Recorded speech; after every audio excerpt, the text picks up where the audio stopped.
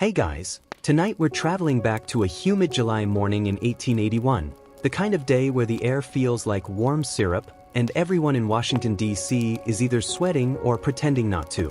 You probably won't survive this one. Okay, not literally, but emotionally. So, before you get comfortable, take a moment to like the video and subscribe, but only if you genuinely enjoy what I do here. And hey, drop your location and local time in the comments. I love seeing where you all are drifting off from. Now, dim the lights, maybe turn on a fan for that soft background hum, and let's ease into tonight's journey together. You find yourself standing on the platform of the Baltimore and Potomac Railroad Station. The marble floors glint under streaks of sunlight cutting through dusty windows. The chatter of passengers, the rhythmic clack of boots, and the occasional hoarse snort outside weave a kind of 19th century soundtrack. You blend in easily, a quiet observer in this sea of waistcoats, parasols, and travel trunks. President James Garfield steps into view, tall, bearded, dignified in that distinctly 1880s way. There's something gentle about him, something professor-like. You remember that before politics, he was a teacher, the only US president who actually taught college-level classics. He doesn't look like a man who's about to become the center of one of history's most senseless tragedies. He's traveling to New Jersey for a summer break to meet his wife Lucretia, who's been recovering from illness by the seaside. His mood is light, his stride unhurried. He laughs with Secretary of State James Blaine beside him, the sound blending with the hiss of steam from the waiting train. The station smells of oil, cigar smoke, and fresh printed timetables. It's the kind of morning where nothing bad should happen, where you half expect a brass band to start playing instead of what's coming. But something feels off. Near the shadows by the benches, you catch sight of a man, average height, forgettable face, but with eyes that don't quite blink in rhythm with the rest of the world. He watches Garfield with an intensity that feels wrong, like staring too long into the sun. He's holding something, a small revolver, half hidden under a coat. You can't look away. The sound of the train whistles, a sharp metallic scream that slices through the air, and you flinch, not because of the whistle, but because of the quiet certainty that the moment has already tilted toward disaster. A curious thought passes your mind. Historians still argue whether fate or sheer coincidence brought Garfield and his would-be assassin to that exact patch of marble floor. After all, Charles Guiteau had been haunting D.C. for weeks, convinced that God himself wanted him to remove the president. A woman nearby adjusts her hat, annoyed by the noise. A porter hauls a stack of luggage, grumbling about the heat. Somewhere, a baby cries. And amid it all, Garfield pauses for just a second, squinting into the light streaming through the station's high windows. If you listen closely, maybe it's imagination, you can almost hear the future trembling.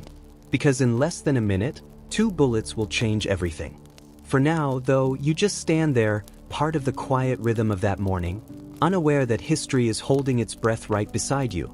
The morning unfolds like any other, calm, orderly, deceptively ordinary.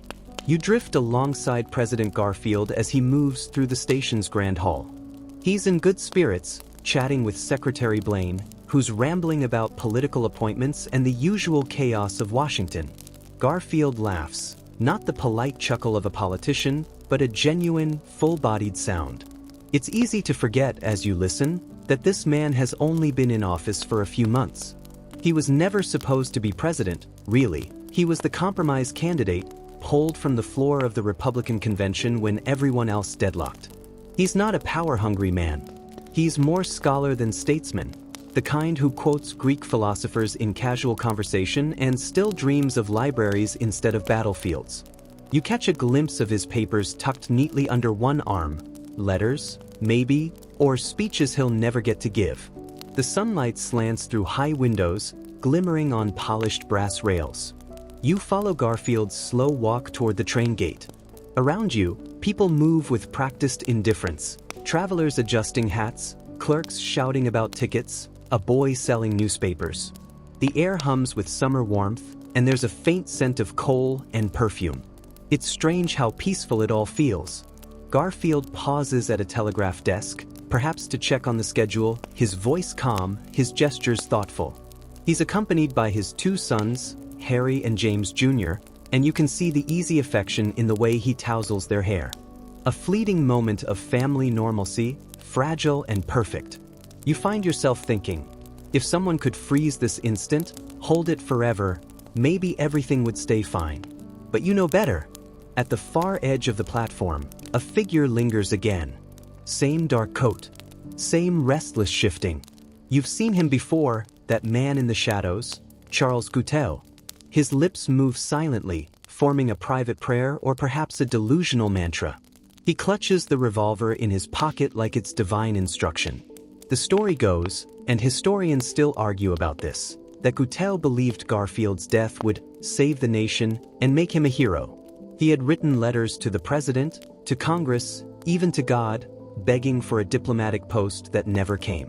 When he didn't get it, he decided he'd been chosen to make history in another way. It's the kind of thinking that makes your skin crawl, equal parts madness and ego. Garfield, blissfully unaware, continues toward the gate.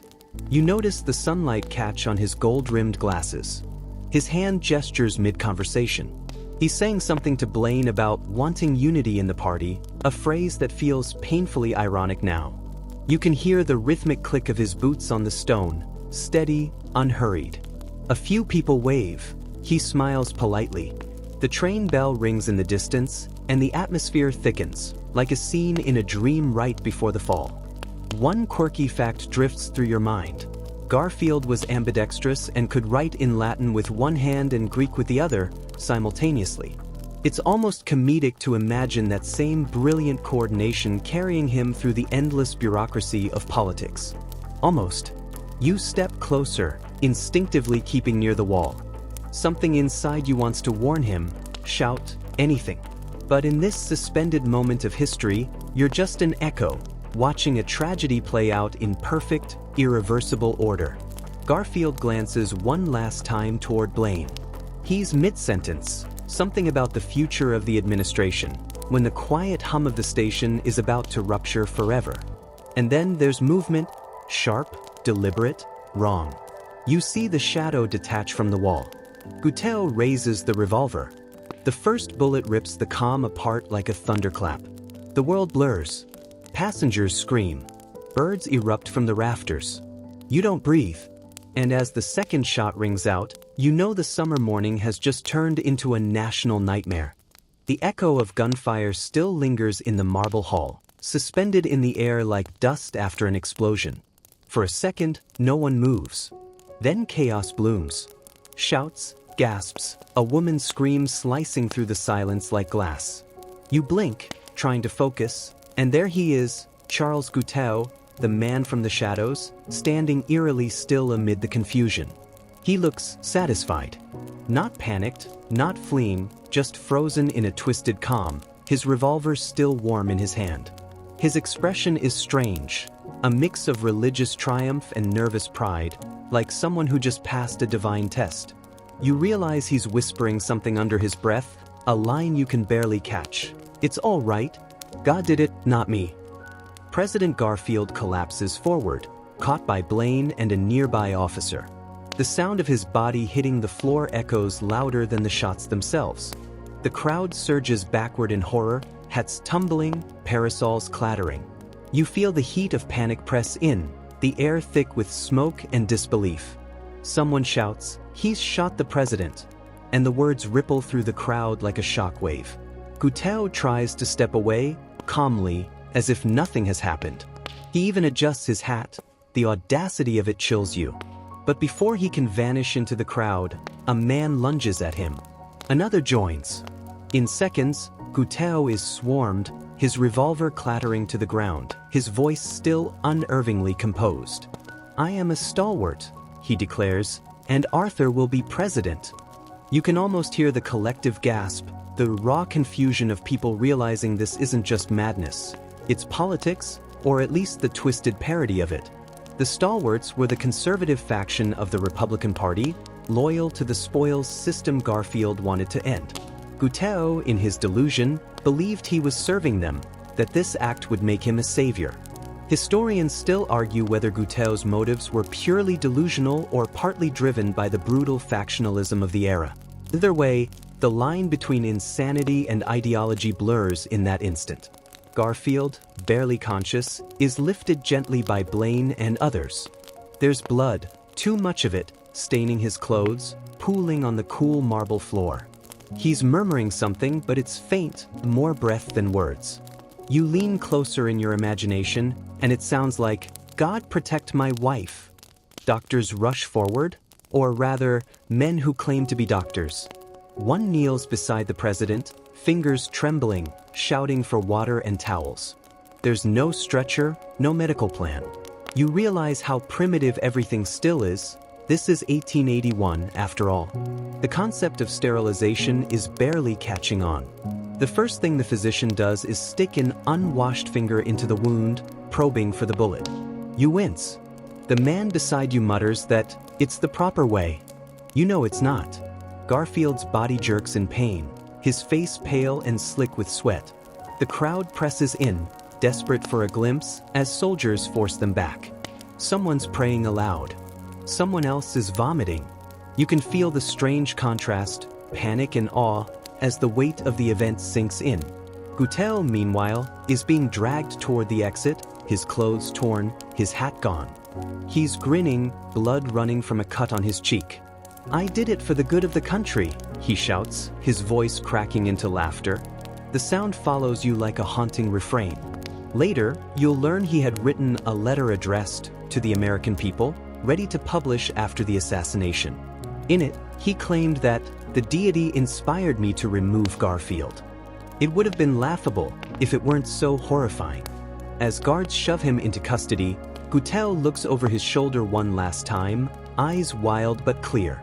You swear he meets your gaze. For a second, you see no fear in him, only the chilling certainty of a man who believes he's done something righteous.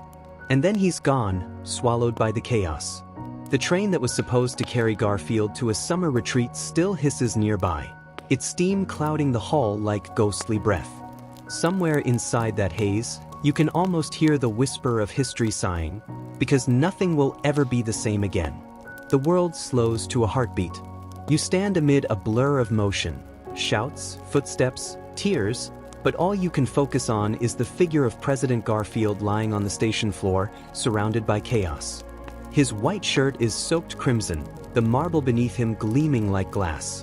The train's whistle fades, replaced by a low, rolling murmur of disbelief from the crowd. You take a step closer. Blaine kneels beside him, his face pale, voice trembling as he calls for help. "Get a doctor. For God's sake, someone get a doctor." His desperation feels both human and helpless. Garfield's breathing is shallow, uneven. His eyes flicker open for a moment, unfocused. He whispers something, maybe calling for his wife, maybe just caught between waking and drifting. You can feel the weight of that sound, fragile, human, and heartbreakingly aware. Doctors soon appear, though doctor in 1881 means something very different than what you'd hope. One of them, Dr. Willard Bliss, a man with a name tailor-made for irony, pushes through the crowd. He's confident, loud, and, as you'll soon learn, disastrously stubborn. Without washing his hands or instruments, he leans over Garfield, barking orders. You notice the spectators watching from a distance, wide-eyed. Some men remove their hats. A woman faints. The station, just minutes ago alive with chatter, has turned into a theater of dread. Bliss fingers the wound again, probing for the bullet, insisting he can feel where it's lodged. He can't. Historians still argue whether this single act, that unsterilized search, doomed the president more than the bullet itself. You watch him pull out a metal probe, jam it into the wound, and mutter, "I think it's behind the pancreas." He's wrong, but nobody dares question him. The air smells of blood and iron. You can almost hear the echo of the medical textbooks that don't yet exist, all the sterilization methods, all the techniques that could have saved him, still decades away. Garfield winces but stays conscious, somehow calm. His voice is weak but measured. "Please, let me be still." You can feel his determination, that stubborn willpower that once carried him from a log cabin in Ohio to the highest office in the land. It's hard to imagine, a man who rose from poverty, taught himself Greek, fought in the Civil War, and climbed through Congress, now lying helpless because medicine hasn't caught up with science yet. A strange detail surfaces in your mind, a quirky, tragic footnote. Garfield was the first president ever to have his medical case followed publicly in newspapers. Day after day, headlines would track his pulse rate and temperature as if the whole nation were holding a collective breath. It's both intimate and grotesque, like watching hope itself slowly measured out in ink. Soldiers begin clearing the hall, ushering the curious away. Outside, carriages clatter as newsboys sprint into the streets, shouting, "President shot! President Garfield shot at the station." The sound spreads like wildfire through Washington. You glance toward the doorway, just for a second, and spot Guteau again, now under guard, his hands bound. His face is oddly serene. "The president will recover," he says almost gently, "and when he does, everyone will thank me." His delusion feels so total it's almost supernatural. The guards shove him forward, and you lose sight of him. Back inside, Garfield's stretcher is lifted carefully. The crowd parts in silence as he's carried toward a carriage waiting to take him back to the White House. The wheels creak. The horses stamp nervously, as if even they can sense something is terribly wrong. Blaine climbs in beside him, clutching Garfield's hand. For a brief moment, the president opens his eyes and murmurs, "Don't let them hurt him." You realize he's talking about Guteau, the man who just shot him. Even in agony, Garfield's compassion is undimmed. It's strange, isn't it? In the face of death, some people rage. Others forgive. As the carriage lurches away, the station grows quieter. The crowd disperses slowly, whispers replacing panic. You remain still for a moment, the ghost of gunpowder still in your throat, the image of a fallen leader burned into your mind. And somewhere in the distance, a church bell begins to toll, slow, deliberate, heavy, as if the entire city is acknowledging what you already know. America has just entered another long night. The carriage rattles over the cobblestones as you trail behind in the haze of confusion, the sound of hooves mixing with distant shouts and echoing bells. The president lies inside, pale and barely conscious, his head propped on folded coats. Secretary Blaine presses a blood-soaked handkerchief to the wound, murmuring reassurances that sound more for himself than for Garfield. The crowd watches as the carriage rolls toward the White House, every turn of the wheel carving the event deeper into history. When they arrive, aides rush out, doors swing open, and the president is carried inside to a second-floor room overlooking the South Lawn. The White House, once a place of order and prestige, suddenly feels like a sickroom. Curtains are drawn, furniture pushed aside, and everything smells faintly of antiseptic and panic. Garfield groans as they lay him on a bed. His breathing is uneven, his face ghost pale, sweat gathering on his temples. Dr. Bliss reappears almost immediately, sleeves rolled up, jaw set in the stubborn confidence of a man who can't imagine being wrong. He insists he knows exactly where the bullet is, behind the liver, he declares this time.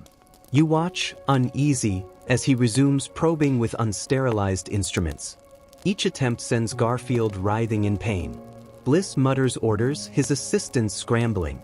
You wonder if he even realizes that every touch might be spreading infection, that every guess could be sealing the president's fate. Historians still argue whether Garfield might have survived if left alone, whether it was Bliss's interventions, not Guteau's bullet, that truly killed him. You can't help but think of all the ways history hinges on ego, not just events. Outside, reporters gather by the gates. News travels fast, even in an age of telegrams and shouting paperboys. By evening, the entire nation knows President Garfield has been shot. The telegraph lines hum across the country, from Washington to New York to San Francisco. Crowds cluster around newspaper offices, waiting for updates. It's a collective vigil before the age of radio, people listening, not to voices, but to silence between telegrams. Inside the White House, the air grows thick. Every creak of the floorboards feels intrusive. Garfield's family arrives. His wife, Lucretia, pale but composed, holding his hand, whispering words of comfort. You notice how gently his thumb moves against her wrist, a small human gesture that says more than any headline ever could. A quirky detail crosses your mind.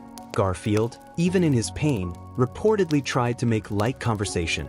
At one point, when Bliss mentioned how the president's condition is stable, Garfield managed a faint smile and said, "I am a poor stick to hang stability on." Even dying, he couldn't resist a bit of dry humor.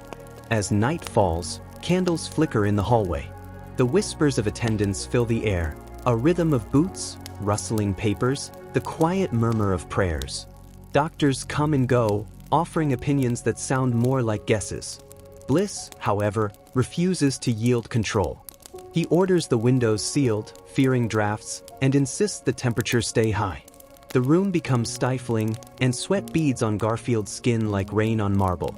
You catch yourself wondering what the president might be thinking, not of the pain, perhaps, but of the strange turn of fate that brought him here.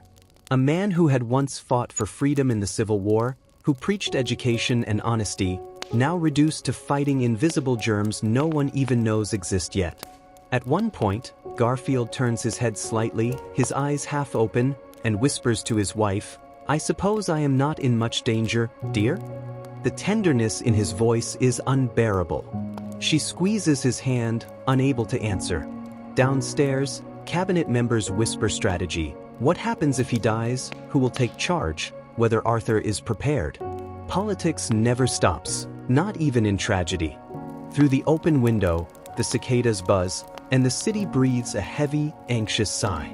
You realize that the White House, at this very moment, is both a home and a waiting room between life and death.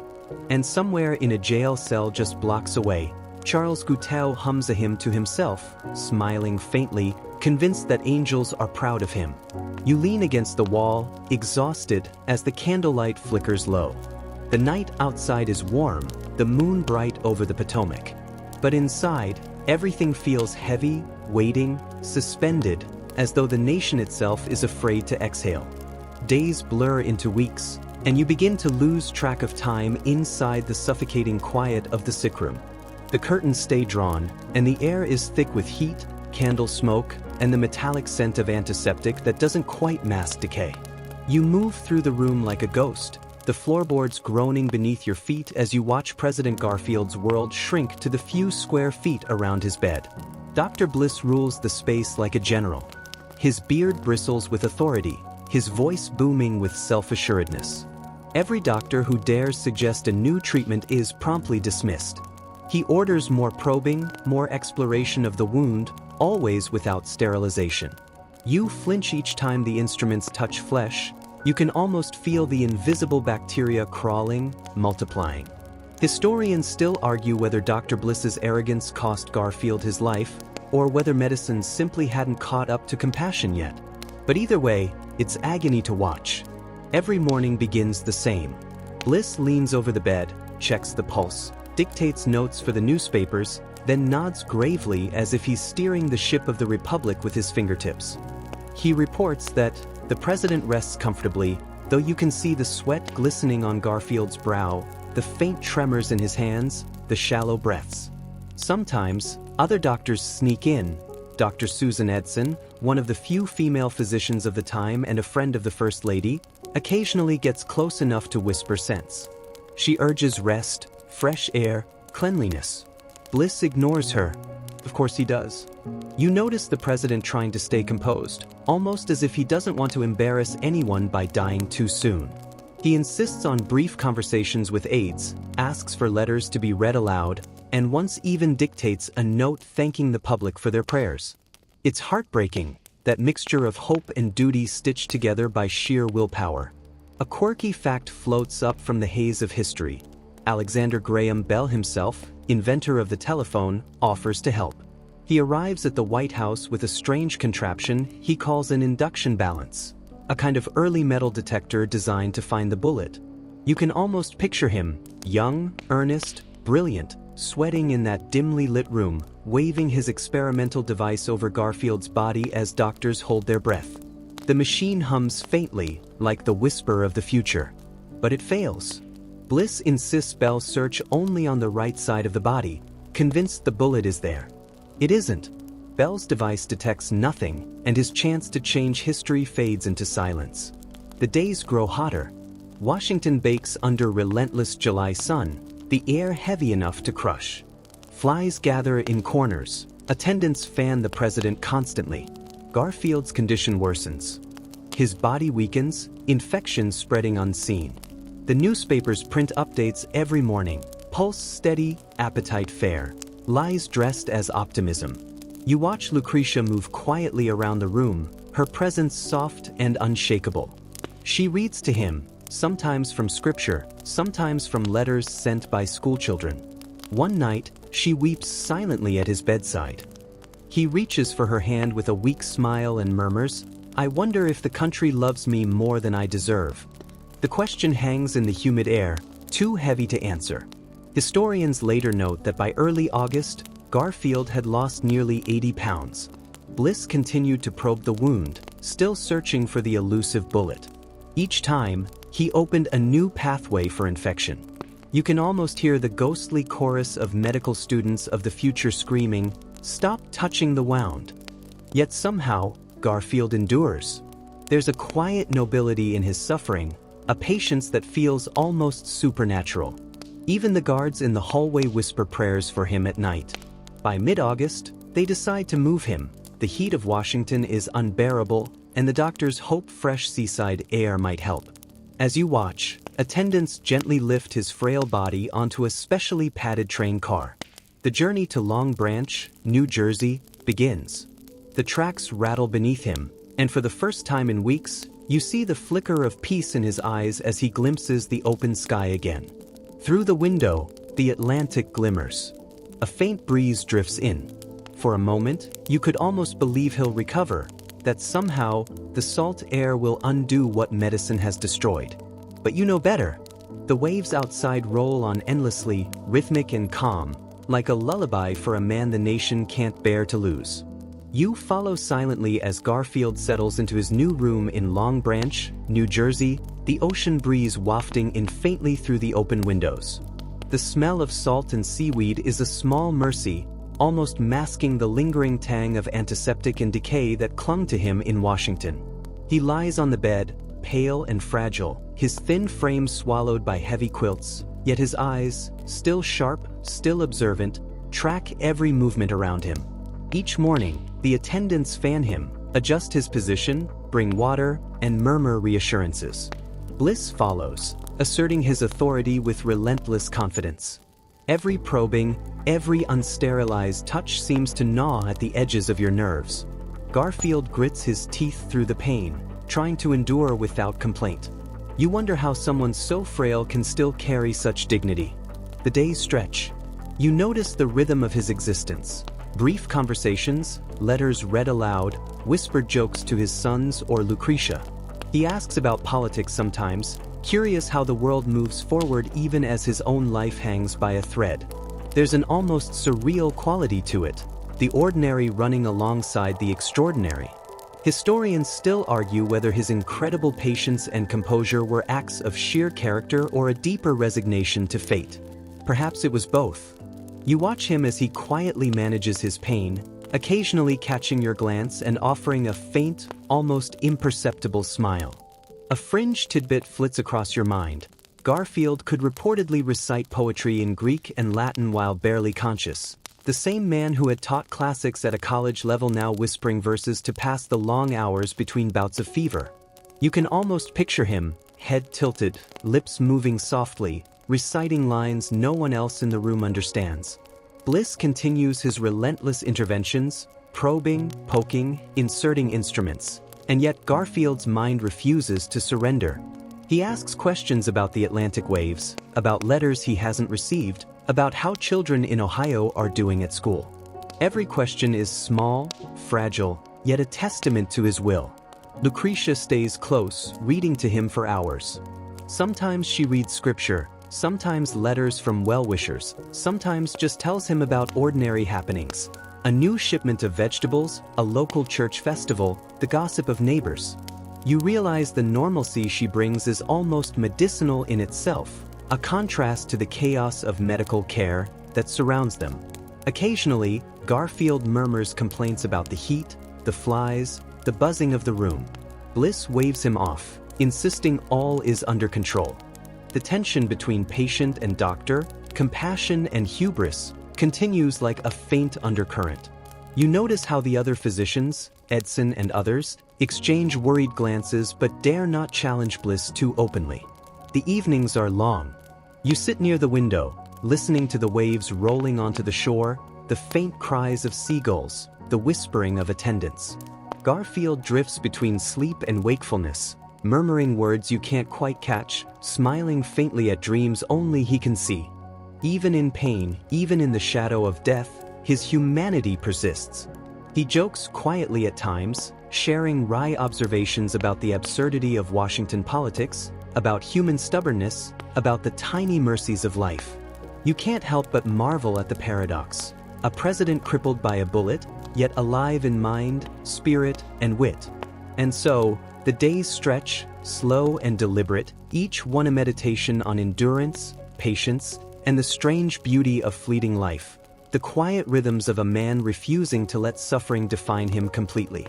From your vantage point in the room, you can hear the whispers of political machinery humming just beyond the walls.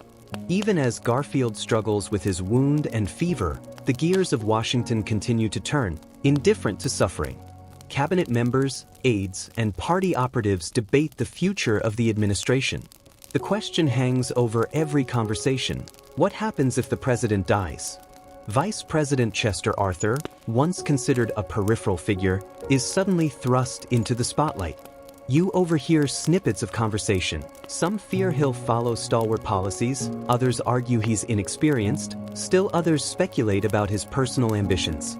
The factionalism that had long simmered in the Republican Party now threatens to boil over. Guteau's delusion also fuels political unrest. He truly believed his actions would elevate Arthur and cement his own legacy, a claim that historians still debate today. Was he mad or simply opportunistic? You watch the subtle, invisible tension between public perception and private desperation. Meanwhile, the president remains remarkably composed. You notice how he listens intently to reports, sometimes nodding, sometimes offering a brief comment, even as infection gradually weakens him. He asks questions about appointments and policies, occasionally noting discrepancies in reports with faint humor. The room feels like a stage, with Garfield as both actor and audience, while unseen forces maneuver beyond the windows. A fringe tidbit drifts through your mind. Arthur reportedly bought new tailor-made suits during this period, anticipating a rise to power that seemed inevitable to some, inconceivable to others. The incongruity is almost comic, though the stakes are deadly serious.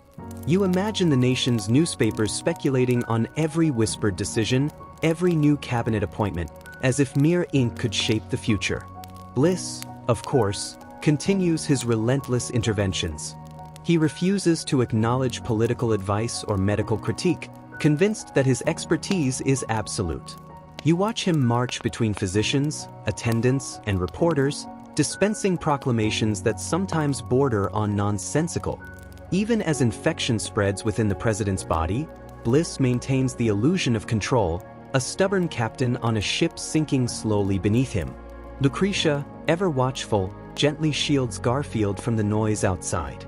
She reads aloud letters from constituents and friends, describes the natural beauty surrounding their seaside retreat, and occasionally recounts local events to keep the rhythm of life moving inside the room. Garfield's brief smiles during these moments are precious, fragile indicators that his mind remains intact despite the chaos of body and politics. The days blend into each other. You begin to notice the small callbacks. The murmur of distant waves reminds you of Ohio's rivers, the soft scent of salt tangles with antiseptic, and in moments of lucid humor, Garfield references events from the station, the marble floors, the first shot, even Guteau's eerie calm. You wonder whether he recognizes the irony, or if humor is his shield against despair. And outside, Washington stews in anticipation. Congress debates quietly, newspapers speculate endlessly, and every citizen becomes, in some way, a witness to a drama neither they nor Garfield can control.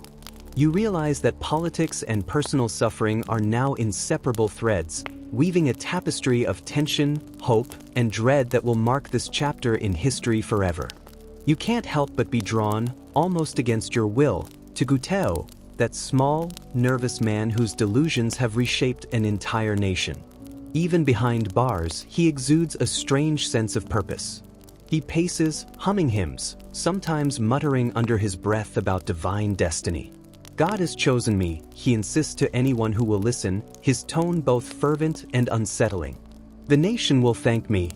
You shiver, realizing that in his mind, the assassination was not a crime, but a sacred act. His cell is cluttered with notes, drafts of letters, and religious texts. He has written manifestos addressed to Congress, newspapers, and the president himself. Each document reeks of delusion, yet is peppered with arguments that he thinks prove his righteousness. Scholars today still debate whether Gutierrez's writings reveal genuine psychosis or merely a carefully constructed justification for his desperate ambition. The line between madness and self-serving ideology blurs when you step close enough to read the pages. You watch as he interacts with guards and visitors. He oscillates between charm and menace. One moment, he smiles with a serenity that feels unnatural. The next, he rants about betrayal and destiny.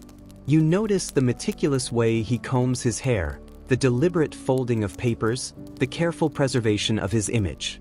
In small, obsessive ways, he is still performing, still asserting control in a world that has suddenly made him irrelevant. A quirky detail stands out. Gutierrez believed that Shakespeare himself would have applauded his act as a dramatic intervention, as if history were a stage and he, a divinely sanctioned actor. You almost laugh at the absurdity, if it weren't so terrifyingly real. Meanwhile, the nation reels. Newspapers are filled with speculation. Will Garfield survive? What will happen to the administration?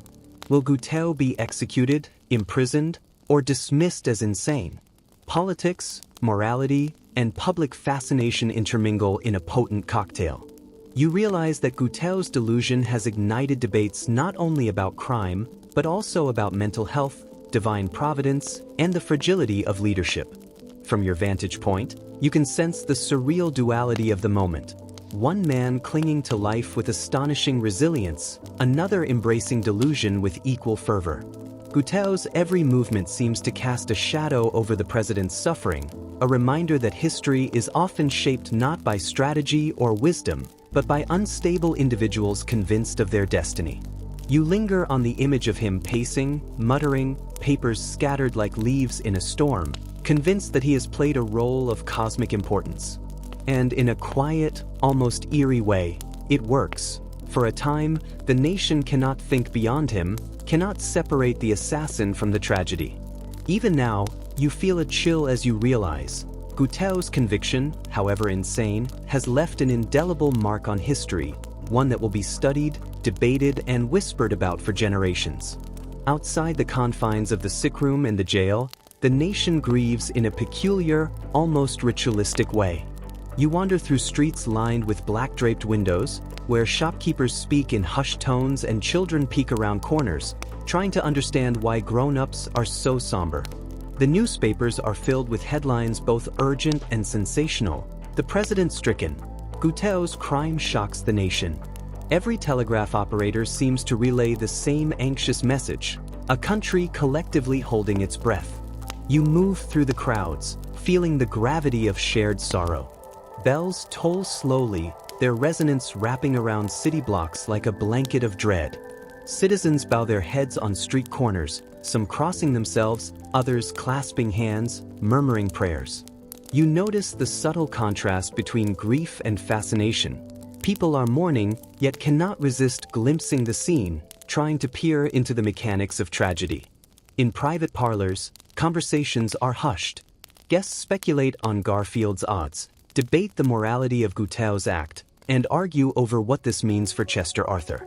Historians still argue whether the fervor of public attention actually hastened medical errors, as the doctors and attendants felt compelled to act continuously under the gaze of a vigilant populace.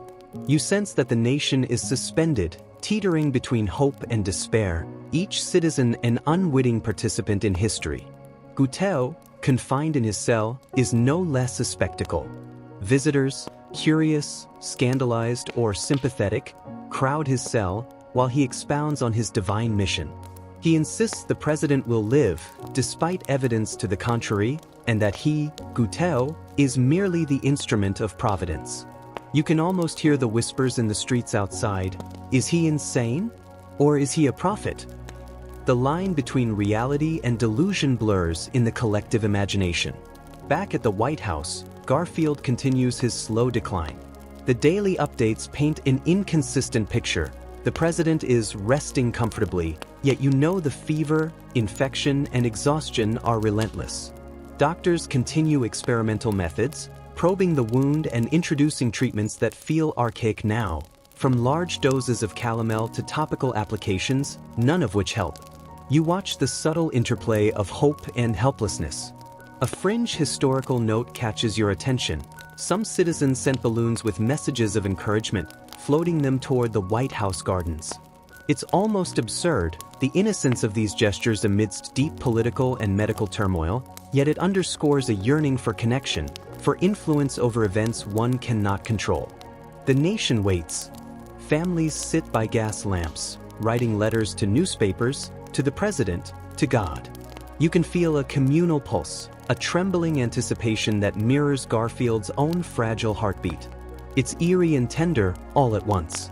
In the distance, Guteo rehearses his defense and justifications, unaware that time, law, and history itself are moving inexorably forward. Meanwhile, the people, from schoolchildren to senators, cling to hope, each passing day a fragile thread between despair and solace, each moment an echo of the choices, mistakes, and courage that history will never forget. The final days of Garfield's life stretch before you like an endless, fragile ribbon.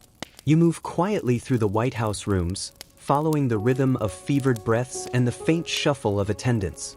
The ocean breeze still drifts in, carrying the scent of salt and distant pine, but it cannot wash away the smell of medicine, sweat, and decay that hangs in the air. Every step feels like trespassing into a sacred, delicate space. Garfield lies on the bed, his body thin and frail, his eyes sometimes alert, sometimes distant. You notice how he alternates between lucid conversations and quiet, fevered murmurs.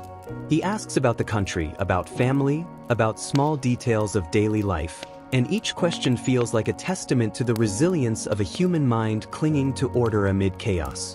He jokes quietly at times, making wry observations about the people around him, his voice soft but imbued with dignity. Bliss continues his interventions with unrelenting certainty. Every day, he probes, presses, experiments, convinced of his mastery. You can't help but think that his arrogance has become part of the story itself, an inseparable character in Garfield's final days. Historians still argue whether Garfield would have survived with minimal interference, or if fate was inevitable once Guteo's bullet found its mark. Guteo, meanwhile, remains locked away, rehearsing speeches, justifying himself, and envisioning divine accolades. He believes history will vindicate him, that his act was righteous and monumental. You watch him in your imagination, pacing his small cell, eyes alight with delusion, every movement a mirror of the chaos outside. Outside, the nation waits in hushed anticipation. Flags hang at half-mast, bells toll, newspapers circulate frantic updates, and citizens murmur prayers.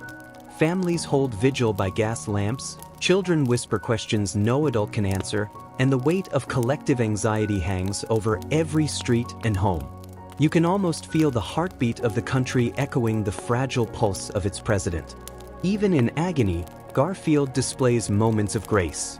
He expresses concern for his aides, tenderness toward Lucretia, and faint humor about the absurdities surrounding him. You notice small human gestures, a hand gently resting on a pillow, a weak smile toward a child, a quiet sigh as waves lap against the distant shore. These fleeting acts of humanity linger, delicate against the stark backdrop of suffering. When the end comes, it is quiet and inexorable. Garfield exhales softly, the fevered struggle finally surrendering to stillness. The room falls silent, the air heavy with sorrow, relief, and awe. Outside, the world continues, but within those walls, time seems suspended, the echo of a remarkable life imprinting itself on all who witnessed it. You linger for a moment, absorbing the resonance of history, a mixture of courage, tragedy, and indomitable spirit. And as you step back, the lessons of that fragile summer settle quietly into your mind, like whispers that will linger long after the lights dim and the world moves on. The days stretch on in gentle, almost imperceptible rhythms now. You feel the warmth of a sun slowly setting, the ocean breeze brushing lightly against your face, carrying salt and calm. In this quiet, the enormity of what you've witnessed begins to soften, each moment unfurling like a slow, deliberate sigh. The chaos, the fear, the intensity of history, it drifts away like morning fog over a river, leaving only the faint imprint of resilience and humanity. You picture Garfield, not in his suffering, but in the small gestures that defined him, the soft smile to his wife, the patient listening to aides, the faint humor whispered even amid unimaginable pain. These details linger, gentle reminders that even in tragedy, there is grace. You breathe in slowly, letting the rhythm of the waves, the faint rustle of leaves, and the distant tolling of bells guide your mind toward rest. Even Guteau, in his delusion and obsession, becomes part of the tapestry of lessons, a reminder of human complexity, of how conviction and madness can intertwine, and of how history can pivot on the most fragile threads. You sense the city, the nation, and all who witness these moments exhaling together, letting the weight ease slowly, almost imperceptibly.